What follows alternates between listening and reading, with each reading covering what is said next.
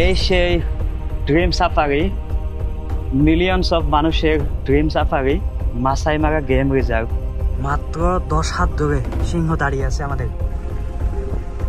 Wow, রাস্তা পাড়ি দিচ্ছি।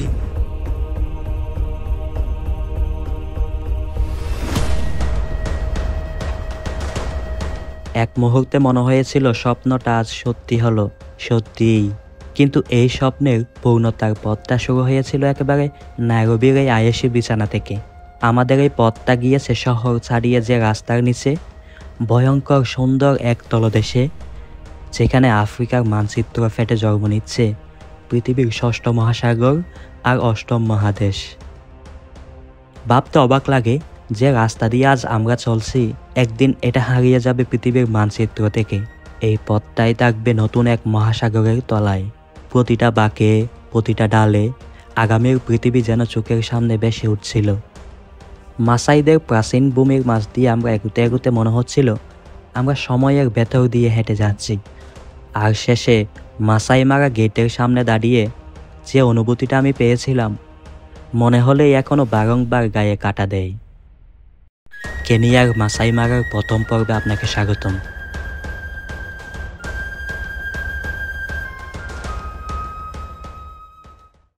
So finally, right now I'm gonna to Masai Mara.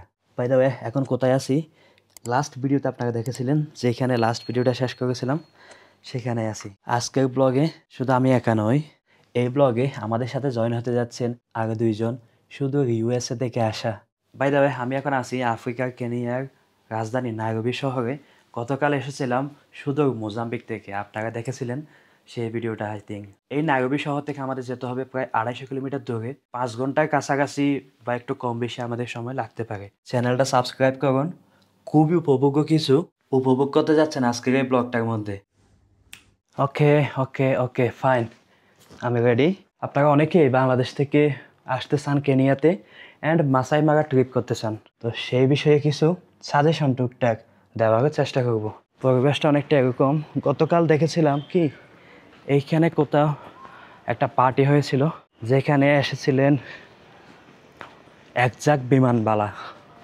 আমি ঠিক বুঝতে পারি নাই কি পার্টি ছিল এটা। আমরা চলে আসলাম হোটেলের লবিতে, এখন আমরা গাড়ির জন্য অপেক্ষায় আছি। ওনাদের সাথে একটু পরিচয় হয়নি, উনি একজন সাংবাদিক। সাইফ, তোমাকে অনেক ধন্যবাদ এই যে বিখ্যাত মানুষদের দিয়ে মানে আজকে যাত্রা শুরু হোক। আমি ইব্রাহিম চৌধুরী খোকন, আমি প্রথম আলো উত্তর আমেরিকার সম্পাদক। তো আমি প্রথমবারের মতো মানে আফ্রিকার কোনো দেশে সত্যিকার অর্থে আসা, এবং সাহেব তুমি সঙ্গে থাকায় আমাদের খুব ভালো হলো। আমরা দেখব মানুষের মধ্যে জন্তু জানোয়ার তো সবসময় দেখি, আমাদের আশেপাশে যারা মানুষরূপী মানুষ এদের মধ্যে জন্তু জানোয়ার দেখি, কিন্তু এখন প্রকৃত জন্তু জানোয়ারের পাশে দাঁড়িয়ে দেখবো আমরা কতটা মানুষ হচ্ছি, আমরা কতটা আমাদের মধ্যে মানবতা আছে। দেন আমাদের সাথে আছেন মাসুম মাহবুব ভাই। আসসালামু আলাইকুম, ধন্যবাদ সাইফ। খুবই ভালো লাগছে, খুবই আনন্দিত একসঙ্গে মিলিত হতে পেরেছি। আসলে সমমনা মানুষ যদি না হয় তাইলে কোথাও বেড়ানোর বা ঘুরে দেখার আনন্দ পাওয়া যায় না। হ্যাঁ, যে আমরা শুধু যে চোখের দেখায় দেখে আসবো, দেখবো, গল্প করব, হ্যাঁ, সেই জায়গাটাতে তুমি এখানে আমাদের সাথে জয়েন করেছো, আমাদের খুবই ভালো লাগছে। আমাদের সময়টা ভালো কাটবে। ইব্রাহিম ভাই আছেন। আমাদের আজকের এবং কালকের 2 দিনের যে সফর, এই সফরে আমাদের সাথে সাথে তোমার যে অগণিত দর্শক তারাও উপভোগ করবে আমাদের এই জার্নিটা। মনে হবে যেন আমাদের সাথেই। সবাইকেই আহ্বান জানাচ্ছি আমাদের এই জার্নিতে শরিক হওয়ার জন্য। বাই দ্য ওয়ে, এখানে ব্রেকফাস্টের টাইম কিন্তু সকাল 6:30টায়। আমরা রাতে রিকোয়েস্ট করেছিলাম যেন 5টা বা 5:30টার মধ্যে আমাদের ব্রেকফাস্টগুলো টেকওয়ে করে দেয়। 3 জনের জন্য 3টা দিয়েছিলেন, একটা ওনারা খেয়েছেন। মোটামুটি ড্রাইভার চলে আসছেন, ব্যাগ উঠাচ্ছেন গাড়িতে। আমরাও আমাদের যাত্রা শুরু করতে যাচ্ছি ইনশাআল্লাহ। এটাই আমাদের safari van. You are sleeping inside the hotel, inside the park. Okay. সকাল জাস্ট টাইম 6:20 আমরা রওনা দিলাম।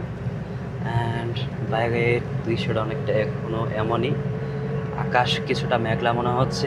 বিশ্বব্যাপী টুরিস্টদের কাছে পূর্ব আফ্রিকা মহাদেশের এই দেশ কেনিয়া খুবই কমন একটা ডেস্টিনেশন। প্রতি বছর প্রায় 7-8 মিলিয়ন টুরিস্ট কেনিয়া ভিজিট করে থাকে, যাদের অধিকাংশই এই মাসাই মারা সাফারিও ভিজিট করে থাকেন। কেনিয়া সরকার প্রতি বছর এই ট্যুরিজম সেক্টর থেকে প্রায় 150 বিলিয়ন কেনিয়ান শিলিংয়েরও বেশি আয় করে থাকে। বলে রাখা ভালো, কেনিয়ার মুদ্রা শিলিং এবং বাংলাদেশি মুদ্রা টাকার মান প্রায় কাছাকাছি। কেনিয়ার রাজস্ব বোর্ডের বাৎসরিক মোট আয়ের প্রায় 8 থেকে 10% জিডিপি এই ট্যুরিজম সেক্টর কন্ট্রিবিউট করে থাকে। About 10-15 minutes maximum. About 10 minutes because we're in a rush. Then once you're done with the pictures, we proceed on straight up to Narok, whereby we'll stop, where you guys will remove the cash from the ATM. চলুন পরিচিত হয়ে নেই আমাদের আজকের এই ভ্রমণ গল্পের খুবই ইন্টারেস্টিং একটা চরিত্রের সাথে। নাম তার স্টিফেন। সে আজকে আমাদের গাইড এবং চালক। আজকে সকালের আবহাওয়াটা খুবই মেঘাচ্ছন্ন, কুয়াশা, গুটি গুটি বৃষ্টির মধ্যে দিয়ে আমরা পার হচ্ছিলাম। নাইরোবি থেকে মাসাই মারার পথে হঠাৎই নেমে আসে এক বিশাল রিফট ভ্যালি। এই রিফট ভ্যালির কাছে আসতেই দূর থেকে দেখে মনে হয় এক লম্বা রেলগাড়ি সাপের মতো পেঁচিয়ে আছে আস্ত একটা পাহাড়। কাছে আসতেই বোঝা যায় এই রেলের বগি যেন এক একটা স্বর্ণ ছাড়া মালবাহী ট্রাক। সত্যিকার অর্থে আমরা আফ্রিকার অর্থনীতির এক দৃশ্যমান লাইফলাইন দেখতে পাচ্ছিলাম। এই রাস্তায় দেখছি একটা দেশের স্পন্দন। মোম্বাসা সমুদ্র বন্দর থেকে শুরু করে কেনিয়ার প্রতিবেশী ল্যান্ডলক কান্ট্রি উগান্ডা, রুয়ান্ডা, দক্ষিণ সুদান পর্যন্ত পুরো পূর্ব আফ্রিকার বিশাল এক বাণিজ্য এই একটাই রোড দিয়ে চলে। সেক্ষেত্রে খুবই স্বাভাবিকভাবে এই জায়গাটাতে এসে প্রচুর জ্যামের মুখোমুখি হতে হয়।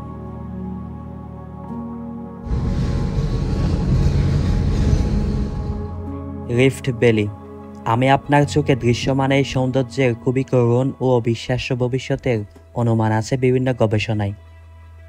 আমরা এইমাত্র আসলাম হচ্ছে গিয়া রিফট ভ্যালি, এটাকে বলে গ্রেট রিফট ভ্যালি। এটা একটা ইউ শেপ ভ্যালি। আমরা এখন রিফট ভ্যালিতে দাঁড়ালাম। বন্ধুরা, এখন আমি দাঁড়িয়ে আছি রিফট ভ্যালিতে। এই রিফট ভ্যালির ইতিহাস আজকের না, শত বছর না, হাজার বছর পুরনো। রিফট ভ্যালি হলো পৃথিবীর সবচেয়ে লম্বা ও বিশাল ভূতাত্ত্বিক উপত্যকা বা জিওগ্রাফিক্যাল ভ্যালিগুলোর একটি, যাকে বলা হয় গ্রেট রিফট ভ্যালি। এটি মূলত পৃথিবীর ভূপৃষ্ঠ ফেটে দুই দিকে সরে যাওয়ার ফলে তৈরি হয়েছে। সহজ ভাষায় পৃথিবীর দুই ভাগে টান ধরায় মাঝখানে দেবে গিয়ে যে বিশাল উপত্যকা তৈরি হয়েছে সেটাই রিফট ভ্যালি। এটি লেবাননের রেড সি থেকে শুরু হয়ে মোজাম্বিক পর্যন্ত প্রায় 9600 কিলোমিটার লম্বা। আফ্রিকার মধ্য দিয়ে যে অংশটি গেছে এটাকে বলা হয় ইস্ট আফ্রিকান রিফট ভ্যালি। এখানে পৃথিবীর প্লেটগুলো যেমন সোমালি প্লেট এবং নিউবিয়ান প্লেট ধীরে ধীরে একে অপর থেকে দূরে সরে যাচ্ছে। এই কারণে এখানে অনেক আগ্নেয়গিরি ও ভূমিকম্প দেখা যায়। নাইরোবি থেকে মাসাই মারা যাওয়ার পথে এই জায়গায় যে বিশাল উপত্যকা দেখা যাচ্ছে এটা কেনিয়ান রিফট ভ্যালির একটা অংশ। আজকের আবহাওয়া হালকা মেঘলা ও গুটি গুটি বৃষ্টিময় হওয়ায় এই রিফট ভ্যালি দেখে মনে হচ্ছে যেন এক মেঘের রাজ্যে আমরা বেশি বেড়াচ্ছি। ধারণা করা হয় আজকের এই সুন্দর রিফট ভ্যালিটা খুবই শীঘ্রই হয়তোবা হারিয়ে যাবে আমাদের কাছ থেকে, এই পৃথিবীর কাছ থেকে। আজকের যে আফ্রিকার মানচিত্র আপনারা দেখতে পাচ্ছেন, খুব শীঘ্রই এই আফ্রিকার মানচিত্রে ফাটল ধরতে যাচ্ছে। এই মানচিত্র দুভাগে বিভক্ত হয়ে উপর থেকে রেড সি এবং নিচ থেকে ইন্ডিয়ান ওশানের পানি ঢুকে এক নতুন মহাসাগর জন্ম নিতে যাচ্ছে আমাদের পৃথিবীতে। পৃথিবীর দুটো প্লেট সরে গিয়ে ভূপৃষ্ঠ থেকে আফ্রিকার মানচিত্রে ফাটল ধরে প্রায় মিলিয়ন বছরের মধ্যেই এই অংশে একটা নতুন মহাসাগর, এরপর একটা নতুন মহাদেশ তৈরি হতে পারে বলে ধারণা বিজ্ঞানীদের।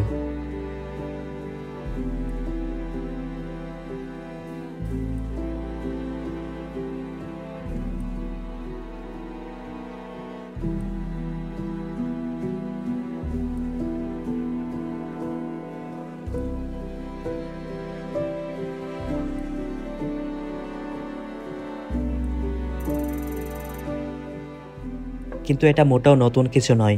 150 মিলিয়ন বছর আগে ডাইনোসরদের সময়কালে একই রকম টেকটনিক শিপমেন্টের মাধ্যমে আজকের আটলান্টিক মহাসাগর সৃষ্টি হয়। এক সময় মহাদেশগুলো একসাথে ছিল, কিন্তু যখন প্যানজিয়ায় একটি ফাটল ধরে তখন এটি তাদের টেনে আলাদা করতে শুরু করে, পূর্ব ও পশ্চিম গোলার্ধকে বিভক্ত করে। একই বিষয় ঘটতে যাচ্ছে আফ্রিকার এই ফাটলে। প্রতি বছর এই আধা ইঞ্চি ফাটলের পরিমাণ বেড়ে ভারত মহাসাগর দ্বারা প্লাবিত হয়ে সৃষ্টি হবে পৃথিবীর নতুন ষষ্ঠ মহাসাগর, যেখানে তৈরি হতে পারে পৃথিবীর নতুন মহাদেশ আফার মাইক্রো কন্টিনেন্ট। একই বিষয় ঘটে চলেছে আফ্রিকার মানচিত্রের ইথিওপিয়ার অংশে, যেটাকে আফার ট্রায়াঙ্গল, আফার ডিপ্রেশন, আফার রিফট বা ডানাকিল ডিপ্রেশন নামেও অনেকে চেনে। এটাও ইস্ট আফ্রিকান রিফট সিস্টেমের সবচেয়ে বড় সক্রিয় অংশগুলোর একটি, যেখানে আফ্রিকা মহাদেশ ধীরে ধীরে দুই ভাগে ছিঁড়ে যাচ্ছে। এই ফাটলটা ইথিওপিয়ার উত্তর পূর্ব দিকে ডানাকুল মরুভূমি অঞ্চলে, নিউবিয়ান প্লেট, সোমালি প্লেট এবং অ্যারাবিয়ান প্লেট, এই 3 প্লেটের 3 রাস্তার মোড়ের মতো জায়গাটিকে আফার ট্রিপল জাংশন বলা হয়ে থাকে। প্লেটগুলো একে অপর থেকে দূরে সরে যাচ্ছে, মাটি ফেটে যাচ্ছে, নতুন উপত্যকা তৈরি হচ্ছে, আগ্নেয়গিরির অ্যাক্টিভিটি দেখা যাচ্ছে, কিছু জায়গায় মাটির নিচে সমুদ্রে ঢোকার পথ তৈরি হচ্ছে। আমাদের গ্রহের মানচিত্রের লাখো বছরের জীবন্ত ইতিহাস বহন করে চলেছে এই রিফট ভ্যালি, আর আগামী লাখো বছরের অদ্ভুত বাস্তবতা ও এক নিঃশব্দ সাক্ষী আমরা। কি অদ্ভুত ও আজব সব গবেষণার ভবিষ্যৎ অনুমান, তাই না বন্ধুরা? আমাদের আজকের এই পৃথিবীতে বিদ্যমান এবং দৃশ্যমান মহাদেশ ও মহাসাগরগুলোর মিলিয়ন বছর আগের ইতিহাস কেটে দেখলে এমনই কিছু দেখা যায়, যেটাকে বলা হয় নিউ ওশান বেসিন ফরমেশন।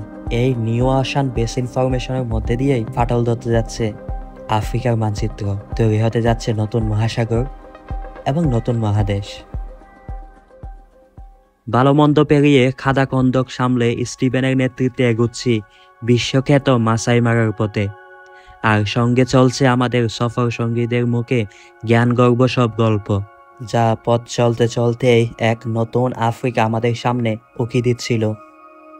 মাসাই মারা যে ন্যাশনাল ফরেস্ট, এটাকে তো গভর্নমেন্ট হচ্ছে একটা অ্যাডমিনিস্ট্রেটিভ নিয়মের কাঠামোর মধ্যে নিয়ে এসছে। তো প্রথম যখন করে তারা একটা ছোট্ট এলাকাকে, যেটা একটা পাথর ছুঁড়ে দিলে যতটুকু জায়গা, ওই জায়গাটুকুকে তারা করেছিল যে এটা প্রোটেক্টেড এরিয়া। এরপর যখন এটার গুরুত্ব বুঝতে পারে তারা এবং মানুষের আগ্রহ, তখন এটাকে তারা প্রায় 62,000 হেক্টর জায়গা জুড়ে এই জায়গাটুকু করেছে। তার মানে এই না যে এর বাইরেও এই অংশ নাই, এটা আরো বড়, বাট এইটুকুকে তারা প্রোটেক্টেড করেছে। এই মাসাই যে ট্রাইব, এই মাসাই ট্রাইবরা তারা নিজেরা কিন্তু বহু বছর ধরেই তারা এই ওয়াইল্ড লাইফ কনজারভেশন একটা ভূমিকা পালন করে। তারা নিজেরা কখনো বন্য জন্তু জানোয়ার তারা মারে না এবং অন্য কাউকে মারতেও দেয় না। My name is Steven. Let's meet with Mr. Steven. Yeah. Okay. So how are you enjoying with us? I'm not so sure yet. Still early. Okay, still early. Okay, but we are enjoying with you very much. আমরা নারকের দিকে এগোচ্ছি। রাস্তার দুই পাশে ছড়ানো সবুজ ঘাসের ঢেউ, যেখানে সূর্যের আলো খেলছে আর হালকা বাতাস ঘাসকে নাচাচ্ছে। দূরে পাহাড়গুলো নীরব, তবুও যেন আমাদের সাথে কথা বলছে। প্রতিটি ঝোপ, প্রতিটি গাছ, প্রতিটি ছোট নদী যেন এক নীরব সঙ্গীত বাজাচ্ছে। পথের পাশে ছোট ছোট গ্রাম, গরু চড়ছে শান্তভাবে, আর আকাশের বিশাল নীলাভ আলোর সঙ্গে মিলেমিশে পুরো দৃশ্যটা যেন এক জীবন্ত ছবি। এই মুহূর্তে শোনো, প্রকৃতি আমাদের ডাকছে, আমাদের শেখাচ্ছে। কোনো শব্দ নয়, শুধু আলো, ছায়া, বাতাস এবং শান্তি। যেমনটা লিখেছিলেন William Wordsworth, come forth into the light of things, let nature be your teacher. এখানেই আমরা তা অনুভব করছি। প্রতিটি কণায়, প্রতিটি দৃশ্যে প্রকৃতি আমাদেরকে তার গল্প বলছে, একটা গল্প যা শুধু দেখা যায়, শোনা যায় না। এটাই আফ্রিকার অপরূপ সৌন্দর্য, যা চোখে দেখতে গেলে মনে হয় সময়ও কিছু মুহূর্তের জন্য থেমে গেছে। এখানে শুধু চলার নয়, এখানে অনুভব করার, শ্বাস নেওয়ার এবং প্রকৃতির সাথে মিলেমিশে থাকার জায়গা, আর এটার নামই আফ্রিকা। তো আমরা এখন আছি একটা জায়গা যেটার নাম নারক। নারকে আমরা আছি। এখান থেকে আরও প্রায় 1.5-2 ঘন্টা পথ হয়তো বা আমাদের বাকি আছে। সামনে এটিএম মেশিন, এটিএম থেকে টাকা উইথড্র করার জন্য। এইখানে মাসাই মারার যে এন্ট্রিতে এটা একটা পিক সিজন অ্যান্ড একটা অফ সিজন। জাস্ট আজকে দিনটা থাকবো অ্যান্ড রাতে থেকে ভোরবেলা আবার বের হয়ে চলে আসবো, এরকম একটা চিন্তাভাবনা পরে করলেন। তো এখন বলতেছে এটা হয়তো বা আমরা ভালো কোনো অ্যানিম্যালস নাও দেখতে পারি। তো এই ক্ষেত্রে কালকে দিনটাও যদি থাকি বা কালকেও একটা ফুল ডে সাফারি যদি করি, তাইলে হয়তো বা আমাদের জন্য বেটার হয়। তো এরকম দুইটানার মধ্যে দিয়ে এখন স্থির এটাই হইলো যে আজকে $200, কালকে $200, আই মিন $400 জন প্রতি। এখানে আমরা পার্ক ফি বা এন্ট্রি ফি দিয়ে 2 দিনের সাফারিটা আমরা করতে যাচ্ছি অ্যান্ড 1 রাত আমরা এখানে থাকতে যাচ্ছি। তো এই সাফারি ভ্যানের ইন্টেরিয়রটা দেখতে অনেকটা এরকম 8 সিটের গাড়ি না, 8 সিটের গাড়ি। এখানে শেয়ার ট্রিপে 8 জন করে নেয় আর কি। তো একটা বেটার না, শুধু বেস্ট একটা এক্সপিরিয়েন্স পাওয়ার জন্য মাসুম ভাই বুক করলেন প্রাইভেট একটা সাফারি ট্রিপ। এখানে কিন্তু উপরে ছাদ খোলা যায়, এই যে ছাদ খোলা গাড়ি, যখন কিছু অ্যানিম্যালস দেখা যাবে তখন এই ছাদগুলো খোলা যাবে। এটা মেবি ল্যান্ড ক্রুজার। যে পার্ক ফি বা এন্ট্রি ফি, এটা 2টা পার্টে বিভক্ত, একটা পিক সিজন অ্যান্ড একটা অফ সিজন। পিক সিজনে $200, অফ সিজনে $100। জানুয়ারি থেকে জুন মাস এই সময়টাকে অফ সিজন ধরা হয় অ্যান্ড ওই সময়ে এন্ট্রান্স ফি থাকে $100। আর জুলাই থেকে ডিসেম্বর এই 6 মাস এটাকে পিক সিজন ধরা হয়। এই সময় এন্ট্রান্স ফি থাকে $200 পার পারসন পার ডে। বিশেষ করে July, August, September, October, November এই সময়টায় সবচেয়ে বেশি টুরিস্ট এসে থাকে এই মাসাই মারাতে। আমরা এখন নারক পার হয়ে যাচ্ছি। Is it a city or town? This is not a city. Yeah, this is a small city. Small Narok city, yeah. Okay. I mean Narok city. এই সাফারিগুলোর প্যাকেজ যদি হিসাব করেন per person, I mean share যখন যায়, minimum $500 কাছাকাছি হয়। Park fee, vehicle fee, foods and accommodation everything মিলিয়ে $500 পার পারসন খরচ হয়ে থাকে শেয়ারে। আর প্রাইভেটে যদি কেউ যেতে চায় তাহলে দেখা গেল যে $2000-$2500 এরকমই কস্ট যায় একটা প্রাইভেট সাফারি এই মাসাই মারার জন্য।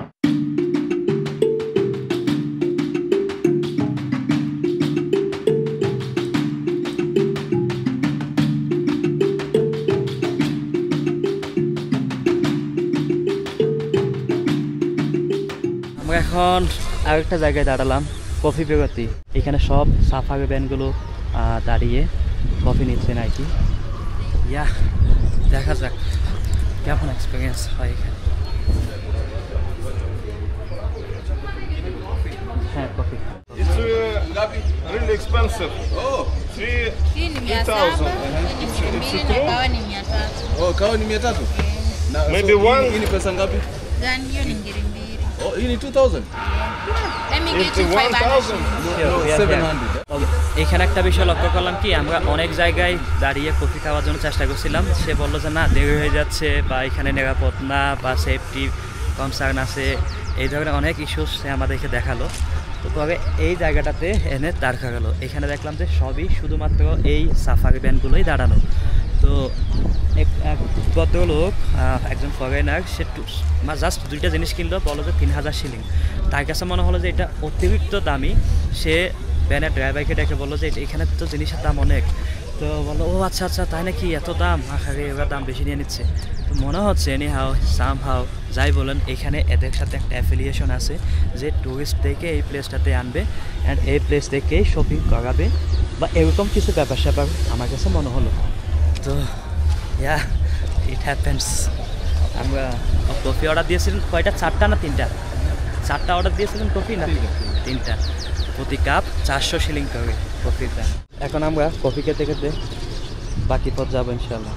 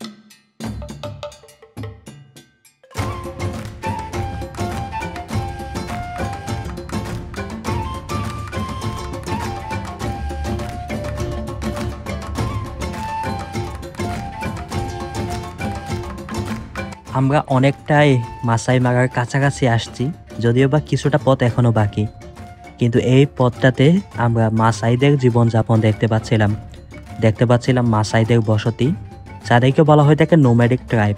এই পুরো পূর্ব আফ্রিকা মহাদেশের কেনিয়া এবং তানজানিয়া এই দুই অঞ্চলে বিশেষ করে মাসাইদের দেখা যায়, যাদের জীবিকা, জীবন, জিন্দেগি সবই হলো গৃহপালিত পশু, বিশেষ করে গরু, ছাগল বা ভেড়া, এগুলো পালন করে থাকে তারা, আর এখান থেকেই তাদের জীবিকা হয়ে থাকে। নাগক থেকে মাসাই মারা যাওয়ার পথে এরকম অসংখ্য বসতি মাসাইদের দেখা যাবে। রাস্তার দুপাশে অসংখ্য গরু ছাগলের অনেক বড় বড় পাল দেখা যাবে, আর সাথে দেখা যাবে সেই পূর্ব আফ্রিকা মহাদেশের চিরচেনা মাসাইদের বা মাসাই রাখালদের। আমরা কাছাকাছি আসতে আরেকটা বাজার আসলাম, যেই বাজারটাতে সকলকেই দেখলাম মাসাই, দোকানের ক্রেতা বিক্রেতা, আশেপাশের বসতভিটা সবই মাসাইদের। আর এই মাসাইদের নিয়ে একটা ডেডিকেটেড ভিডিও তো খুবই শীঘ্রই আসতে যাচ্ছে। কিছুদূর পর তাদের দেখতে দেখতে একটা জায়গায় এসে মনে হলো তাদের এলাকায় চলে আসলাম। আমরা চলে আসলাম মাসাই মারায়। And David has given me Hello. to give you the options. Okay. I'll tell you first of all, if today you do game drive, okay, we are here said today is a must to do game drive. Okay. We first of all তো now is per person $200 করে। এই $200টা এখানে Kenyan local ব্যাংকের ATM থেকে withdraw করা। এখানে ATM থেকে টাকা উইথড্র করতে গেলে সবসময় দুইটা অপশন দেখায়, ক্যাসিবি এটিএম থেকে বিশেষ করে কেনিয়ান শিলিং অথবা $। এই $টা এটিএম থেকে বের হয়েছে।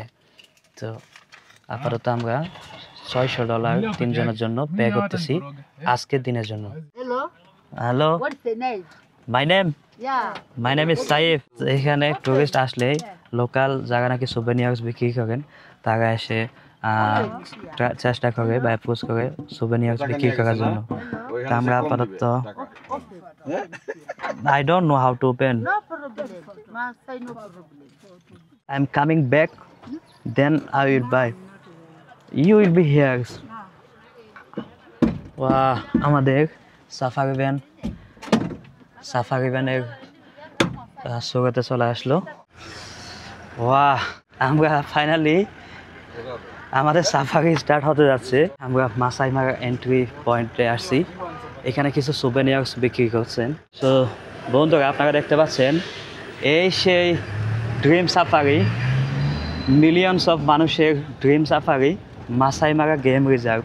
এইমাত্র আমরা প্রবেশ করলাম, এখানে গাড়ির ছাদ খুলে দিল, দাঁড়ালাম আমরা যেন একটা বেটার ভিউ আপনাদেরকে দেখাতে পারি। খুবই এনজয় করবো ইনশাআল্লাহ, অ্যান্ড আপনারাও আই থিঙ্ক। আবহাওয়া এখন এই যে গুটি গুটি বৃষ্টি বানর দেখা যাচ্ছে, প্রথমেই গুটি গুটি বৃষ্টির ভাব দেখা যাচ্ছে। ওয়াহ, সুবহানাল্লাহ, এই হচ্ছে দৃশ্য।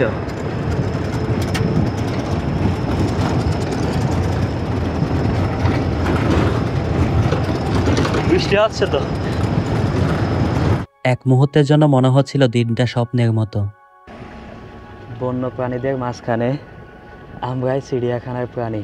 সামনের দৃশ্যটা দেখেই মনে হচ্ছিল স্বপ্নের ডানা মেলেছে।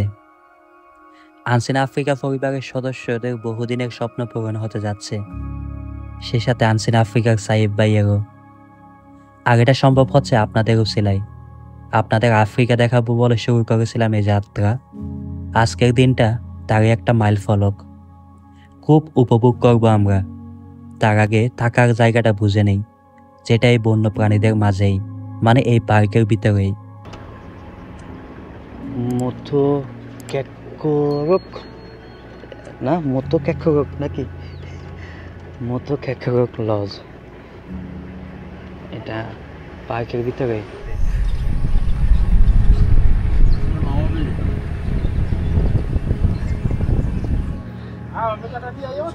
এই লজে অনেকগুলো টুরিস্ট থাকা যায় হয়তোবা।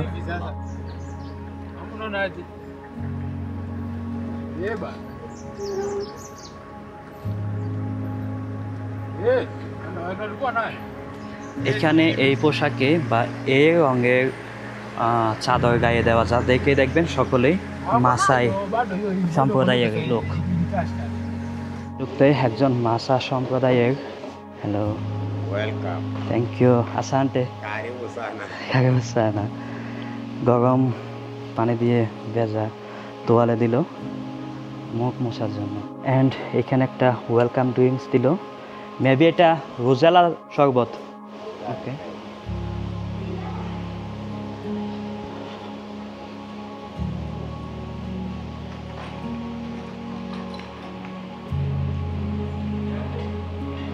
কিছু ফর্মালিটিস মেনটেন করে আমরা এখন লাঞ্চের জন্য যাচ্ছি লাঞ্চ করে খুবই দ্রুত সময়ে আমাদের বের হতে হবে আদারওয়াইজ আমরা টাইম লস করতে থাকবো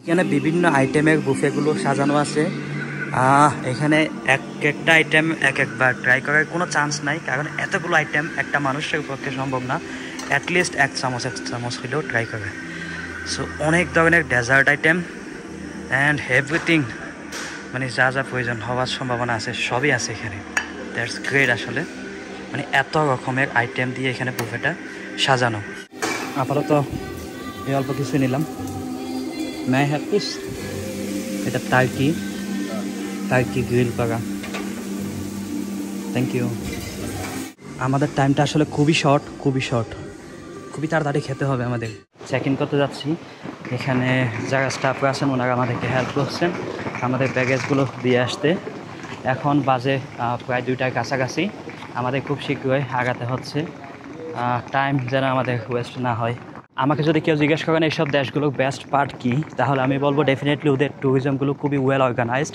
এটা নট বিকজ একটু এক্সপেন্সিভ সব জায়গায় মোটামুটি যতটুকু সম্ভব পরিপাটি রাখার চেষ্টা করে অ্যান্ড পরিষ্কার পরিচ্ছন্নতা মেবি তাদের ফার্স্ট প্রায়োরিটিতেই থাকে যেদিকে যাবেন মনে হবে ন্যাচারাল ভিতরেই আসি একটা ওয়াইল্ড বাপ অলওয়েজই পাওয়া যাবে রুমটা একটু দেখিয়ে দিই এখানে আমার যতটুকু ধারণা বানরের আক্রমণ হয় প্রচুর সো দেখা যাক রুম কেমন হয় আমার রুম এটা অ্যান্ড ওনাদের রুম মেবি এই পাশে কোথাও হবে প্লিজ এখানে লাল রঙটা তাদের মাসাই সম্প্রদায়কে বেসিক্যালি রিপ্রেজেন্ট করে থাকে তালা দেখেন কি strong thank you this is the room এখানে কোথাও রাখবে অ্যান্ড ওয়াশরুমটা এরকমই বাট এখানে ফ্লাশ কী বলে হ্যান্ড ফ্লাশটা নাই ওয়াশরুমে অনলি টিস্যু এই পাশে shower and thank you so much okay drinking water পানির খাওয়ার পানির বোতল দেখেন অ্যান্ড এখানে কফি মেকিং ইয়া এই টেলিফোন আছে 2টা বেড আছে single thank you so much Your name? Sangale. Nice to meet you. I'm Saif from Bangladesh. Thank you. তো আমাদের এখনই রুম থেকে বের হতে হবে সাফারি ভ্যান রেডি এখন আমাদের যাওয়ার পালা